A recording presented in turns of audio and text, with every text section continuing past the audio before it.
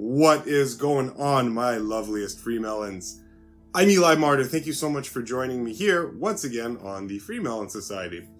Today, I thought I would just investigate a little bit of the vegan moral superiority question. Okay, so are vegans morally superior, or is this just kind of a self-righteous claim that the community likes to make about themselves, and they're just ignorant over, the economic and all sorts of other factors that the non-vegan community would tout or bring up? You get a lot of jokes about vegans, how vegans are always telling the world that they're vegan. Vegans are annoying. We thrust our views on people. And I wanted to just take a second to offer my personal perspective on how to frame all of that, philosophically speaking. Now, there is tons and tons and tons of content on YouTube, on the internet, anywhere where you can get just loads of amazing information on how to deal with all of the questions, comments, remarks, and criticisms that non-vegans throw at vegans, okay? So many good videos on this, even just on YouTube.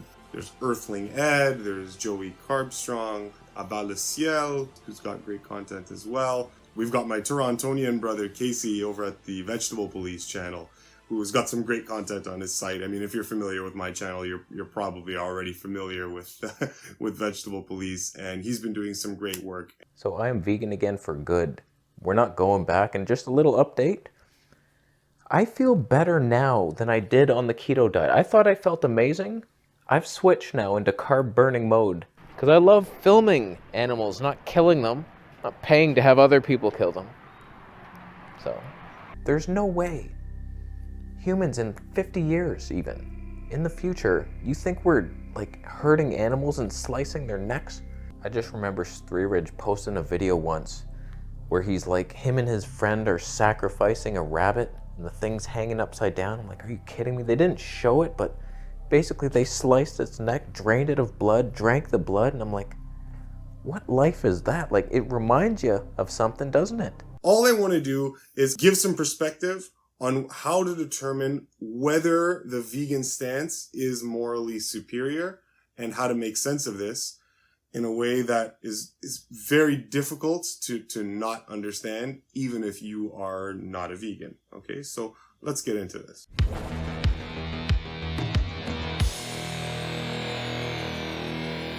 As you can see here, I've got two pictures. I'm using the extremities, so in this case, it's very easy to see, okay? I've got two photos. One on the left is some sort of rampaging murderer, okay? For now, we'll call it someone who gets their kicks out of murdering people. And then on the right, you've got someone who gets their kicks healing people. So you've got these two sets of characteristics, okay? Now, without any understanding, without any schooling in morality or schooling in anything, really, what do you feel? What would your judgment be if I were to present to you two people that embody these characteristics? What would you feel or say about these two people? Just naturally. What judgments would you place? Oh, don't judge, Be tolerant to everything. Be tolerant to everybody. No. Screw that noise. No. You can make moral judgments on people and their behaviors, and you have the right to do so. Okay. What judgments would you place on these two people? What level of moral sophistication would you assign to these two people? If you were worried about using the word better, because better can be very ambiguous, what you could do is you could make a moral development comparison between the two. And I'll get into that a bit later on. But generally speaking, okay, it's pretty safe to say that you could just offhand be accurate in stating that the dark murderer is a less morally developed person than the healer, is a worse person than the healer, okay? Just generally. And I'm using the extremes. I know, I get it. I'm using the extremes right now, but just bear with me. Okay, so over here, what I've got is a morality spectrum, all right? Where on the left is a person who does not do anything, think anything, or behave in any moral way whereas the person on the right does. Okay, so the person on the left violates the rights and freedoms of all people and things in the environment. Okay, and the person on the right upholds the natural rights of others in the environment and to themselves. Okay, so the rights of themselves and others. So with this morality spectrum, we can say that our thoughts, our emotions, and our behaviors place us somewhere on the morality spectrum. Okay, so with your thoughts and your emotions and your behaviors, these are the ways that consciousness expresses itself. These are the ways that consciousness makes itself known to the world. Okay, and through those vehicles of conscious expression, you align yourself with a particular color of morality. So depending on what that is, what that output is, you would place yourself almost karmically in a universal construct of morality, whereby the results, the fruits of those behaviors, those thoughts and those emotions bring back to you the products of those choices. Okay? So our placement on that spectrum depends on the degree to which our thoughts, emotions, and behaviors violate the natural rights of others, okay? And the degree to which our thoughts, emotions, and behaviors resonate with the supreme law of love, that force that governs and powers all universal principles and all universal creation. Okay, so are we harming others? Are we harming the environment? Are we violating the rights of things in the environment? And if we're not doing that, then when we go above and beyond, not simply not doing harm, when we go above and beyond that, how strongly or how closely do our thoughts, emotions, and behaviors resonate with the love principle, the force of love that has created the entire universe? Okay?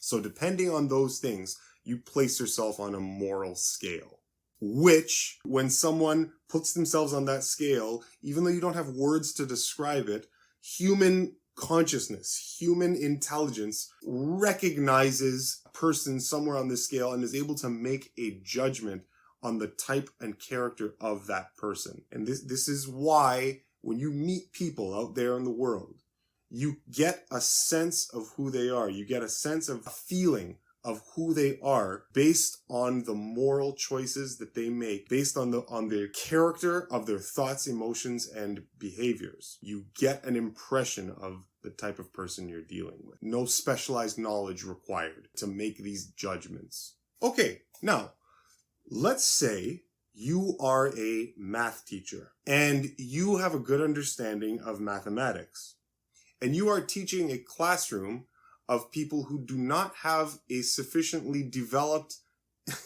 schooling in the study of mathematics. You would be doing a moral thing, a behavior that aligns with morality in teaching other people who want to learn about the study of mathematics because they have not developed the same level as the math teacher. So the math teacher, having developed this understanding of mathematics, is now giving this information to the classroom. What if the teacher went out of his way outside of the classroom to suggest to people, if he so choose, or if she so chose, to suggest to people and urge people, hey, by studying this subject, you can understand lots of things in the environment, lots of things, it will help you in your life. It will make you a more competent person to deal with all the stressors of life if I teach you this particular mathematical system, whatever. Okay, it could be, you could use any subject.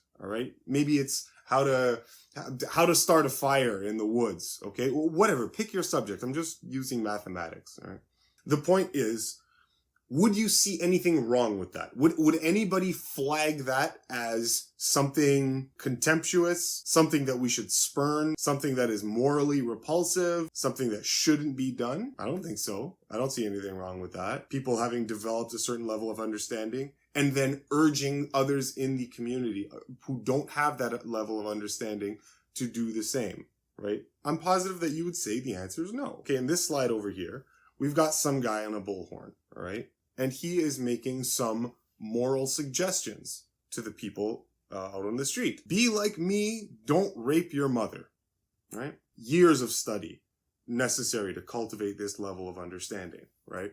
So is that a bad thing? Is this something that he shouldn't be doing? Is he wrong, right? Is this an actual moral truth that he's speaking that, yeah, you would imagine is a good thing to teach to people? I agree with the statement that one should not rape their mother, okay? Be like me, don't steal from others, right? Be like me, don't sacrifice babies on satanic altars. Now, that one I kind of have to think about for a little while, but I would imagine that in good time, I would probably end up agreeing with that statement. I'm like, yeah, maybe he's right. Maybe we shouldn't sacrifice babies on satanic altars. I don't know. So the point here is that this particular person has a certain level of moral sophistication. So in this next slide, we've got a graph. Okay, we've got a line graph. And this is the maturity and responsibility graph. So as you can see, at the bottom axis, on the x-axis, you've got maturity. So as your level of maturity increases, your level of responsibility also increases. They're directly proportional to one another. Maturity increases, responsibility increases. And likewise, if responsibility increases, your level of maturity also increases. So on the left there, you see I've got a picture of a baby. 0 maturity. So the level of responsibility that you would assign to a baby is also minimal. You know you're not going to be sending your baby out into the world if they can't walk yet, for example, and expect them to get a job. Expect them to have kids of their own, however that would work. Community responsibilities. You wouldn't expect them to cook for you, okay? You wouldn't expect them to do any of these things. Why? Because they are not sufficiently mature enough to take on those responsibilities. So in the middle there, you've got some kids. Okay, these kids, they've matured a little bit. So the level of responsibility has crept up. Now, they have to be a bit more responsible to not only themselves, but to other people. It is now not so okay to defecate in the pants because they've achieved that level of maturity whereby they can recognize that that type of bodily irresponsibility leads to uncleanliness. There's a level of filth associated with the defecating in one's pants, right? As an adolescent, you may have, as a baby, gotten away with the wild gesticulating and flailing of the arms while daddy's holding you and you accidentally slap him in the face or something like that. Yeah, you might have gotten away with that as a baby. But as an adolescent now, you start slapping your dad in the face, you might start to expect a power bomb here or there. It's hard to watch this. It's hard for us to sit here and talk about this match. So you have more responsibilities. Now, way on the right, we have a picture of and listen, the ethnicity of this character is irrelevant, okay? It's just a random picture I found of an enlightened person, a depiction of enlightenment. Okay, don't worry about ethnicity here. I'm not suggesting any particular religion, okay, whatever. On the right, you have an enlightened person. This person has cultivated a level of extremely high maturity. And because of that maturity, the level of responsibility that person feels obligated to act on is consequently very high. Why? Because in that enlightened state, you start to realize the oneness, okay, that the individual connectivity and that oneness to the all. And you start to realize that you and the other are of the same essence, and that goodness to the other is goodness to the self, and goodness to the world is goodness to the self. And this enlightened person who has realized the divine loving oneness of all now acts in complete service to humanity. You know, think of any guru or avatar or perfected master who has not completely and utterly devoted themselves to the service of mankind, okay? So that's kind of like the key characteristic of all of the enlightened adepts, enlightened masters that you read about. There's this common denominator that they've given themselves to the service of the world. And you cannot get to a place where you have devoted yourself to service of the world, okay, unless you feel responsibility to do so, which requires a level of extreme maturity, moral maturity. Now, here's a question for you. Is the enlightened master a better person than the baby? The answer is no. The enlightened master is not a better person than the baby. However, the enlightened master is more mature than the baby. And this is going to be the crux of the video. The sun doesn't shine more on the enlightened person than on the baby or the adolescents, okay? Or the murderer, or the sun shines on everybody. However, the enlightened person is far more morally mature than the baby, than the adolescent, than the rapist, than the murderer, than that weird lady down the road who likes to cut the feet off ducks and ram them into her colon. What the hell, Eli? Okay? So you get the idea. Now, when we talk about veganism, we're talking about doing what you can in your lifestyle with your behaviors that minimize the unnecessary exploitation of animals, unnecessary violation of the rights of those around you. Okay? Of course, I can't exclude from this video a recognition that there is such thing as bad or ineffective vegan advocacy or vegan activism, not only for vegans, but for any cause. The idea, of course, is that in defense of universal morality, we're trying to inform our peers of all of the implications of a meat-based diet, both negative and the positive implications of a non-meat-based diet. But in doing so, we can never dismiss the basic social tact that comes with being compelling or influential. Being overly aggressive, not being selective about what information to share tailored to each individual person or group. Castigating harshly, vitriol, violence, etc.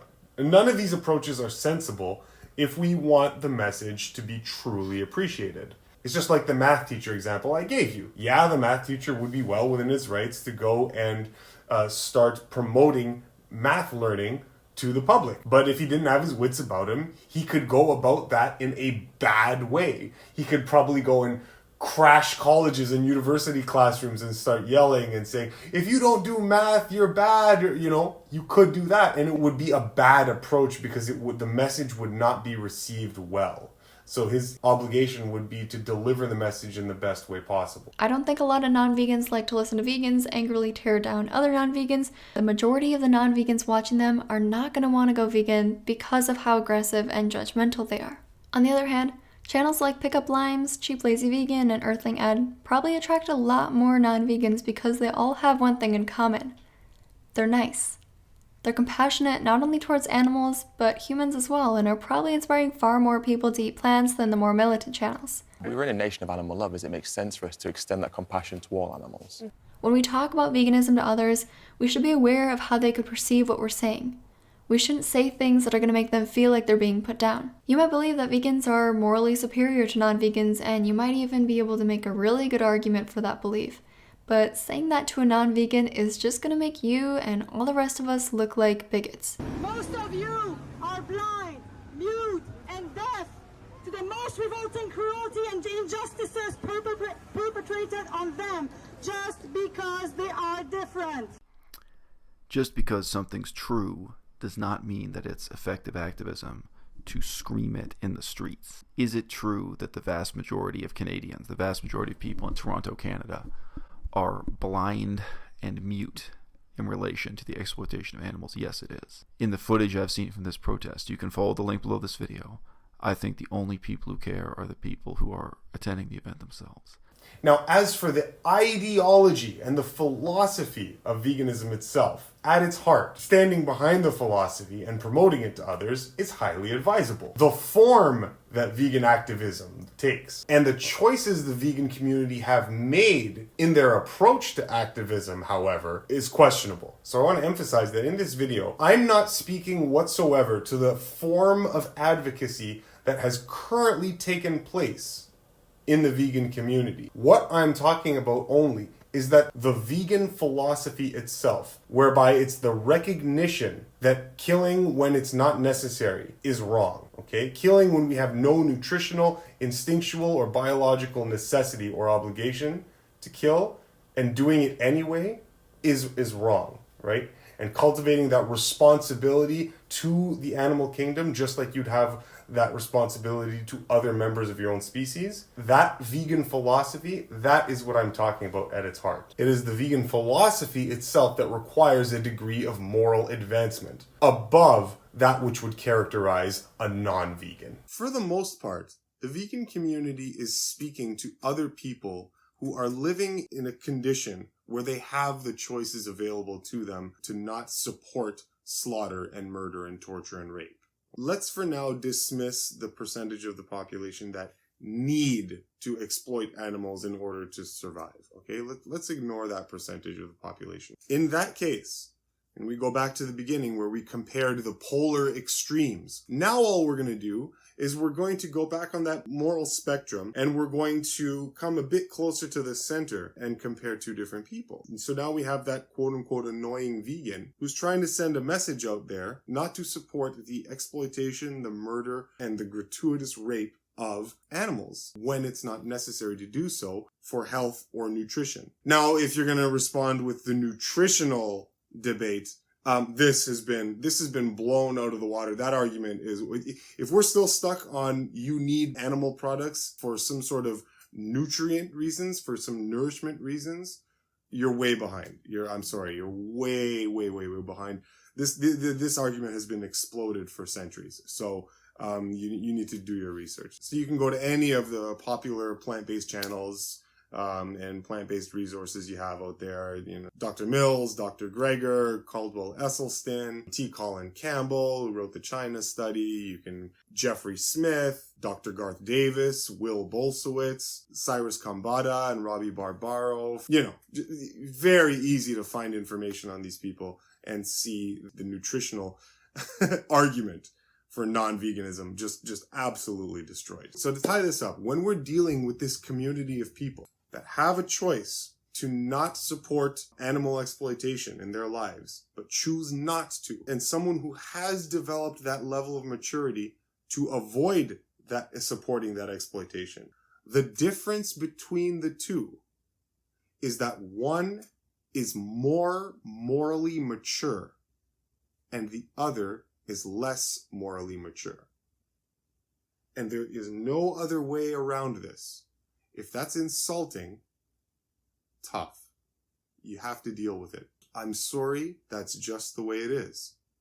It is no different than a person in university and a child in elementary school. Is one better than the other? No, one is not better than the other. But the university student is more mature than the kid in elementary school, okay? And has cultivated a level of responsibility in certain avenues of life that you would not expect from the elementary school kid, okay? Who has less maturity, therefore less responsibility. Now, in terms of morality now, the vegan has cultivated and developed a higher level of moral maturity. They have developed more. They understand more of the principles of maturity and are exemplifying that in their life, in their lifestyle. Okay? Whereas someone who has not yet realized this level of responsibility, if they've not achieved that level of responsibility, then they are less mature, morally speaking. They are less morally mature. And there is no way around this. There's not really much you can say about this, assuming that person has the choice, okay, to not support animal exploitation or slaughter and rape and murder and torture. Oh, but Eli, let's just say that person just doesn't have the knowledge. They haven't read the same books. They haven't, seen the same people speak. They have whatever, blah, blah, blah, blah, blah. Yeah, so that doesn't change anything. Yeah, they haven't exposed themselves to the knowledge. And after you expose yourself to that knowledge, you learn to become more morally mature. And that's how you start developing morally. By seeing what works in the world, by reading, by exposing yourself to information, you get more maturity. And your level of responsibility starts to shoot upward. I have a multi-opinion on everything. Oh, my man. Very, very educated. Very, very educated.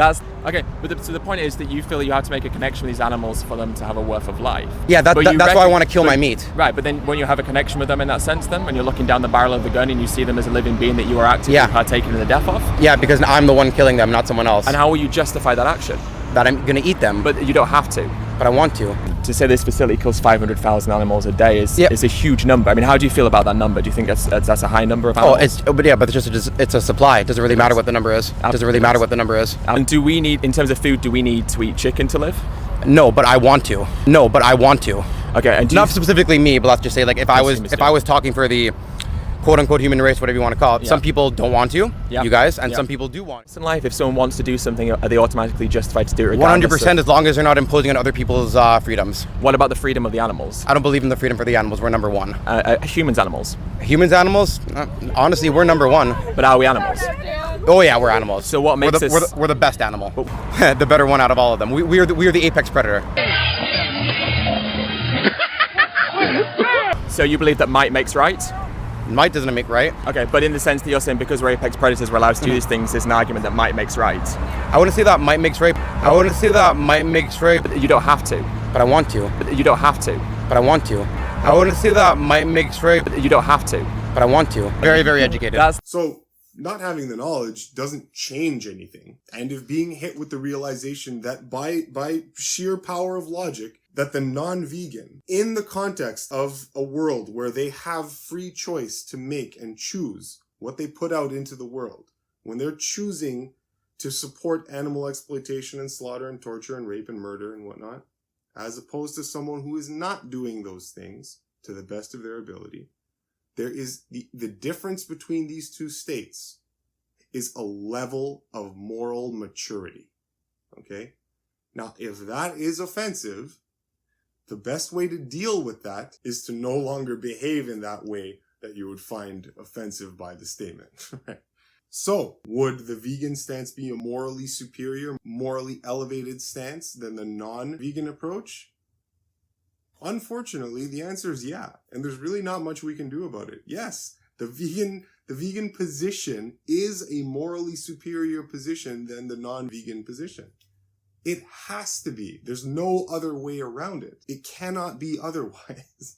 Are vegans just self-righteous? Are they just arrogant when they go out into the world and they start advocating that people adopt a plant-based lifestyle? Yes, you can have arrogant people take charge of the vegan position and campaign for it in less effective ways. But the philosophical stance of veganism itself still stands as morally justifiable. For the people in that target audience, the only real reason we're sticking to that non-vegan lifestyle is taste.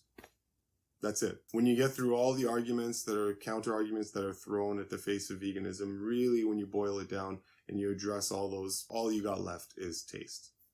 And that's not a good reason to continue a lifestyle of animal exploitation and supporting animal exploitation and all of the horrors that come with that, okay? So, to answer the question, is veganism a morally superior philosophy than the non-vegan philosophy? Yes, it is. If you got a problem with it, I'm sorry. You know, that's what you got to deal with. I know. Is that offensive? I'm sorry. That's something you got to deal with. I had to deal with it. I was a meat eater for most of my life. I had to be personally insulted when I came across information that made me feel crappy, that made me feel like I had no idea what I was doing, that made me feel like I was not contributing to the better welfare of my animal sisters and brothers out there.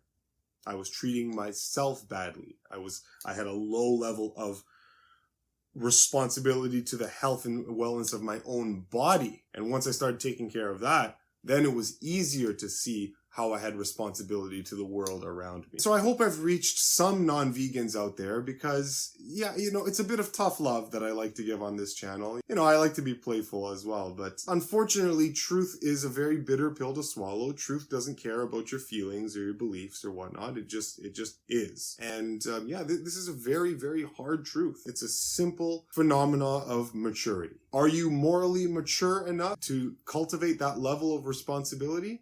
Or are you not? You know, I'll finish off really, really quickly with one thing. There are spiritual adepts who have cultivated a level of responsibility whereby they restrict themselves from even thinking bad thoughts because they've come to an understanding that the thoughts, that the energy forms, the energy patterns associated with negative thinking and emotions are broadcast into the world. And many of these adepts, these spiritual adepts, they have non-physical sight, non-physical vision, and they can see in the ether the effects of bad thinking. And they can see thought forms entering people and causing distortions in their auric fields and whatnot. So they literally can see the mal effects of bad thoughts. So there is a level of moral maturity that is way beyond most of us, way beyond me, way beyond the average person, where these people, they have gone so much as to be responsible for their own thoughts and emotions, okay? Now, those people, would they be drastically more morally developed than myself or than anybody? Yes, they are, okay? Is that person better than anybody? No, but they are more morally mature. And they have cultivated a level of responsibility where they're responsible even for the fleeting thoughts, which is something that I have not achieved. I definitely work on it and I'm aware of that. But, you know, this is another level of development, okay? So, you know, whether we want to be offended by this phenomenon of moral maturity, that's your battle, all right? I'm just here to tell you that it exists and that the vegan stance is a morally elevated step than the non-vegan stance. And that's just how it is, okay? Thank you so much for joining me, guys. I'm Eli Martyr. Subscribe to the FreeMelon Society if you found this video helpful or useful. Give me a like, give me a thumbs up. That really helps. If you have any comments, then yeah, of course, please let me know in the comments below. But for now, that's it. I'll see you next time here on the FreeMelon Society. Later, guys. Mwah!